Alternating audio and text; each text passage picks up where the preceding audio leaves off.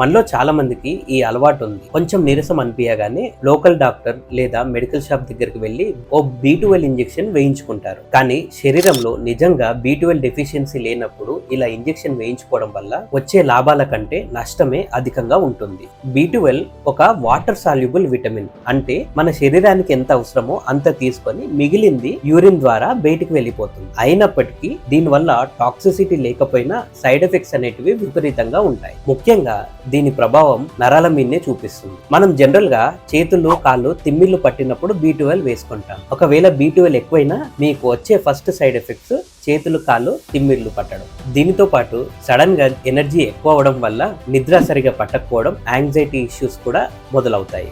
కొంతమందికి గుండె వేగం పెరగడం, మరీ ముఖ్యంగా బ్లడ్ లో B12 శాతం పెరిగి బ్లడ్ కోఆగులేట్ అంటే గడ్డ కట్టడం జరుగుతుంది. దాంతో గుండెకు సంబంధించిన వ్యాధులు మొదలవుతాయి. ఇక వీటితో పాటు తలనొప్పి, కడుపులో నొప్పి, వాంతులు, విరోచనాలు చాలా కామన్. శరీరంలో నిజంగా B12 డెఫిషియన్సీ ఉంటేనే, అది కూడా రక్త పరీక్ష చేయించుకున్నాకనే ఆ డెఫిషియన్సీ లోపం ఎంతో తెలుసుకొని దాని తగ్గట్టుగా మీరు ట్రీట్మెంట్ తీసుకోవడం చాలా మంచిది. ఇలా తెలియకుండా తీసుకునే ఇంజెక్షన్స్ వల్ల నష్టం బాగా జరుగుతుంది. ఈ ఇన్ఫర్మేషన్ ని అందరికీ షేర్ చేయండి అండ్ ప్లీజ్ కైండ్లీ ఫాలో మోక్ష హోమియో.